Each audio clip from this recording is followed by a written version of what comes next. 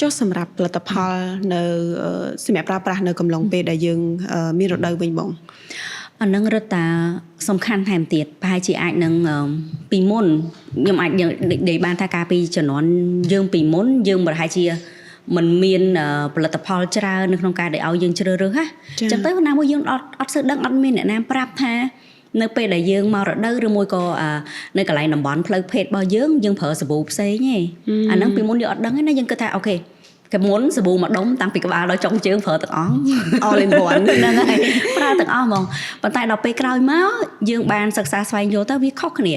តំបន់ស្បែករបស់យើងវាខុសគ្នាដូចទាំងនេះស្បែកមុខกับស្បែកខ្លួនយើងខុសគ្នាអញ្ចឹងបើសិនបើយើងនិយាយអំពីស្បែកនៅតំបន់ផ្លូវភេទរបស់យើងវារត់តែខុសទៀតស្បែកនៅតំបន់ផ្លូវភេទវាស្ដើងហើយវា sensitive វាងាយប្រតិកម្មហើយបើសិនបើខ្ញុំផ្ទាល់ជាបទពិសោធន៍ខ្ញុំជាស្បែកប្រភេទប្រតិកម្មចាអញ្ចឹងមិនថាយើងប្រើសម្លៀកបំពាក់ក្នុងយើងចាប្រយ័ត្នប្រយែងចាប្រភេទកណាត់មួយចំនួនយើងអាចប្រើក្តៅស្អុះស្អាតអីបានដែរវាឆាប់ប្រតិកម្មវាធ្វើឲ្យរលាកវាធ្វើឲ្យរមាស់អីអញ្ចឹងណាចាសម្រាប់ខ្ញុំសម្លេងអនាម័យក៏អញ្ចឹងដែរអញ្ចឹងសម្លេងអនាម័យមួយចំនួនសម្រាប់ខ្ញុំអាចដូរមកអីច្រើនទេឃើញគេចេញថ្មីអត់ទេអញ្ចឹងយើងប្រើមួយណាដែលវាមានសុខភាពល្អសុខភាពមួយស្បែកយើងបន្តប្រើហ្នឹងទៅហើយទី3មួយទៀតគឺសំខាន់ណាស់ទឹកអនាម័យខ្ញុំមិនដឹងថានារីបច្ចុប្បន្នក្មេងៗស្រីពេលគាត់ពេញវ័យហើយជាពិសេសពេលដែលពេញវ័យហើយត្រូវមានទម្លាប់ប្រើទឹកអនាម័យពីខ្ញុំឯងចាខ្ញុំយល់ថាវាមានប្រយោជន៍អញ្ចឹងខ្ញុំធ្លាប់ត្រូវបានចាស់ពីដើមគាត់ថាគាត់សម្អាតតែទឹកទៅទេអ្នកខ្លះគាត់ថាគាត់ប្រើទឹកក្តៅអ៊ុនៗអ្នកខ្លះគាត់សម្អាតទឹកស្អាតធម្មតាគាត់ថាពីការដែលយល់ឃើញពីខ្ញុំគិតថាយើងដូចយើងលាងចានដែលអត់ប្រើសាប៊ូឧទាហរណ៍ចាអញ្ចឹងទៅវាអាចកម្ចាត់ភាពល្អិលមេរោគឬមួយក៏បញ្ហាផ្សេងៗដែលនៅលើស្បែកឬក៏នៅលើរបស់ដែលយើងកំពុងលាងទេគ្រាន់តែត្រូវការជ្រើសរើសប្រភេទផលិតផលដែលត្រូវមួយស្បែកយើងខុសៗគ្នាអញ្ចឹងខ្ញុំចាំបានថាខ្ញុំចាប់ផ្ដើមប្រើផលិតផលទឹកអនាម័យយើងហៅចឹងចោះអញ្ចឹងផលិតផលទឹកអនាម័យដូចជាពេលហ្នឹងខ្ញុំចាប់វិទ្យាល័យហើយចាបើយើងចាប់ផ្ដើមដឹងណាចាដឹងថាអូ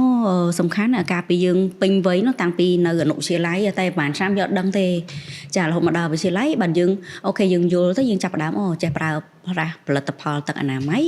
ហើយក៏ឃើញថាអូខេខ្លួនឯងស្រួលខ្លួនជាផ្សេងរឿងស្រួលខ្លួនហ្នឹងមកខ្ញុំដឹងថានិចមានធម្មតាយើងមនុស្សស្រីប្រហែលជានិយាយទៅនារីផ្សេងទៀតគាត់យល់ហើយណាអាភាពស្រួលខ្លួនអាភាពស្អាតស្រួលខ្លួនណាចានៅពេលដែលយើងបានលាងសម្អាតស្រួលខ្លួនវាអារម្មណ៍ហ្នឹងវាមកហ្មងវាអារម្មណ៍ល្អផ្សេងមានអ្នកខ្លះគាត់យល់ច្រឡំថាការប្រើប្រាស់សាប៊ូដោះខ្លួនដើម្បីសម្អាតមកតួខ្លួនគាត់ហ្នឹងគឺគ្រប់គ្រាន់ហើយប៉ុន្តែជាក់ស្ដែងទៅសុខភាពស្បែកយើងពីរប្រភេទហ្នឹងគឺខុសគ្នាអញ្ចឹងអត់អាចប្រើប្រាស់ផលិតផលលោកឡំគ្នាបានទេវាអាចនឹងបង្កទៅជារលាកទៅជារមាស់ឬអាចកើតជាជំងឺផ្សេងៗទៀតបានហើយ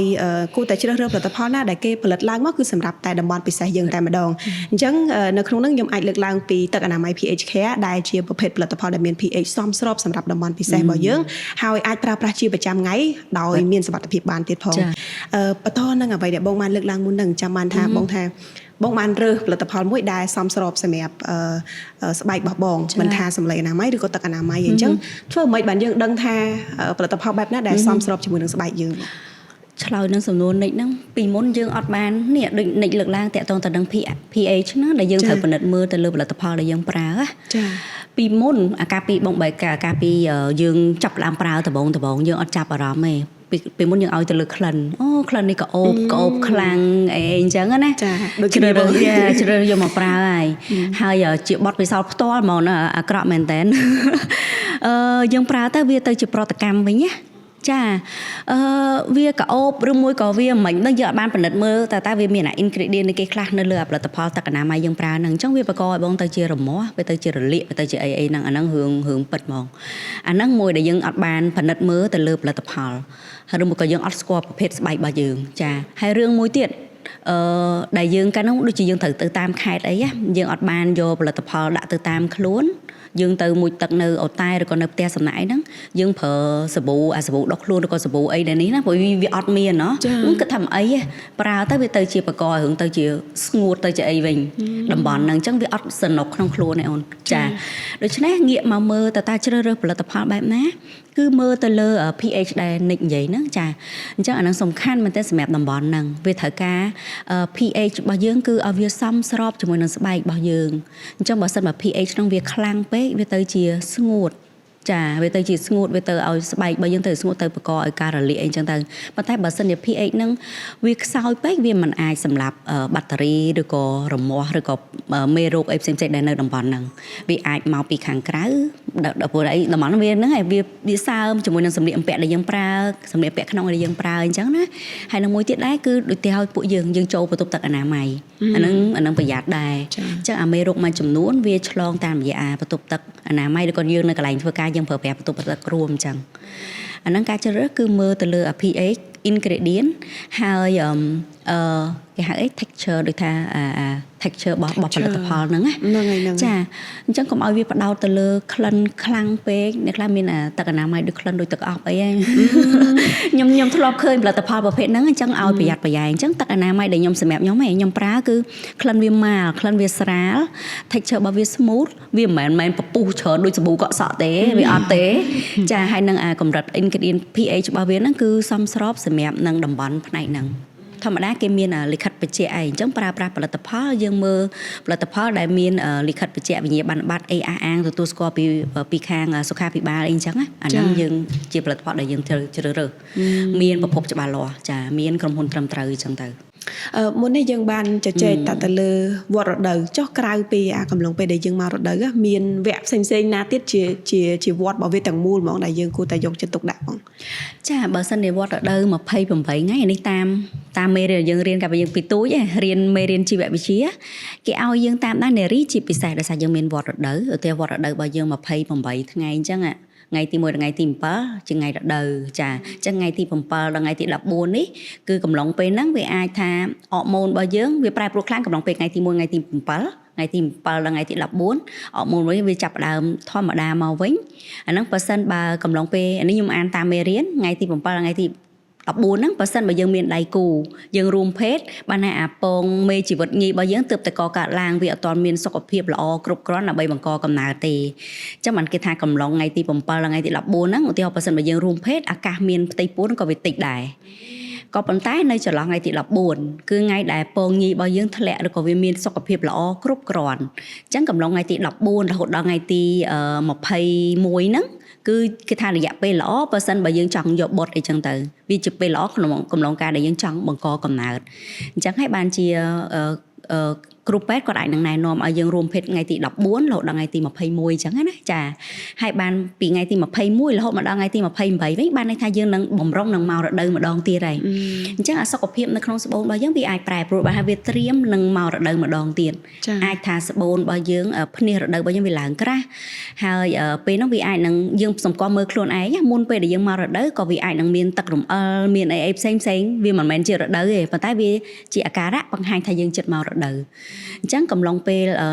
28ថ្ងៃហ្នឹងយើងបែងជា4វត្តជា4វគ្គចាដែលមានការថែរក្សាហ្នឹងវាអាចនឹងខុសគ្នាបន្តិចបន្តួចដើម្បីយើងតាមដានលើខ្លួនរបស់យើងចាចុះអីគេដែលធ្វើឲ្យយើងមានអារម្មណ៍ឆាប់មួម៉ៅឆាប់ខឹងបងព្រោះមនុស្សស្រីគាត់មានអារម្មណ៍នឹងច្រើនអានេះពីខ្លួនខ្ញុំក៏ជួបខ្ញុំសង្កេតមើលមិត្តភ័ក្តិជុំវិញខ្លួនខ្ញុំជាស្ត្រីហ្នឹងក៏គាត់ជួបអារម្មណ៍នឹងច្រើនដែរហ្នឹងមកពីអីមកនៅក្នុងខ្លួននារីរបស់យើងវាមានអរម៉ូនច្រើនណាតាមខ្ញុំដឹងមកនារីខ្លួនក្នុងខ្លួនរបស់នារីវាអាចនឹងខុសពីបរិះច្រើនយើងមានអរម៉ូនជាច្រើនហើយនៅពេលណាដែលយើងមានវត្តរដូវវាធ្វើឲ្យអរម៉ូនជាច្រើនវាបញ្ចេញមកអញ្ចឹងទៅអញ្ចឹងតែអរម៉ូនទាំងអស់ហ្នឹងហើយវាអាចនឹងប៉ះពាល់ធ្វើឲ្យយើងនឹងមានការផ្លាស់ប្ដូរអារម្មណ៍ដែរហើយខ្ញុំទទួលស្គាល់បើសិនបើសួរគ្រូពេទ្យគាត់ថាហ្នឹងវាជារឿងធម្មតារបស់មនុស្សស្រីនៅពេលដែលអរម៉ូនរបស់យើងច្រើនវាបញ្ចេញមកពេលខ្លះវាបន្ថយទៅវិញនឹងអីវាប៉ះពាល់ទៅដល់អារម្មណ៍របស់យើងអញ្ចឹងអាហ្នឹងវាជារឿងមួយដែរកំឡុងពេលដែលយើងមករដូវយើងនិយាយថាអារម្មណ៍យើងប្រែប្រួលណាចាអញ្ចឹងវាអាចវាទៅជារឿងធម្មតាទេវាដែលយើងរៀងមួម៉ៅយើងរៀង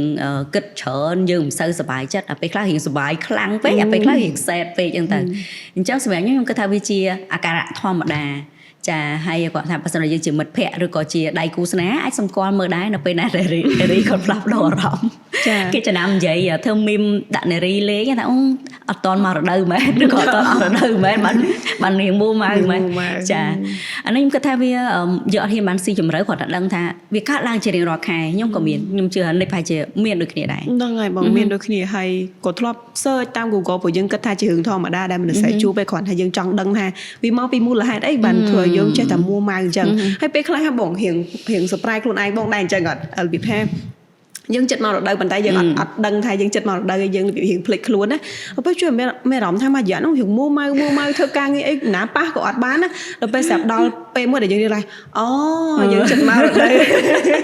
ចាយើងប្រយ័ត្នដែរល្អតែពេលអញ្ចឹងឲ្យបានជាវត្តរដូវរបស់យើងសំខាន់ណាសំខាន់ដល់ពេលយើងដឹងមុនទៅកិច្ចការងារខ្លះអីត្រូវយើងសម្រាប់ចិត្តឬក៏យើងត្រូវភាសានេះអីអាចចាំពេលមករដូវហើយយើងជិះគីឡូយើងបាក់គ្រប់គ្រងខ្លួនឯងចាអូខេខ្ញុំអាចសុំដឹងពី self care routine របស់បងបានទេមិនតែរឿងអនាម័យទេជាមួយតួខ្លួនរបស់បងជាការថែទាំខ្លួនដើម្បីឲ្យខ្លួនឯងមានអនាម័យហើយតែ clean ចាការថែទាំខ្លួនសម្រាប់ខ្ញុំផ្ដោតសំខាន់គឺ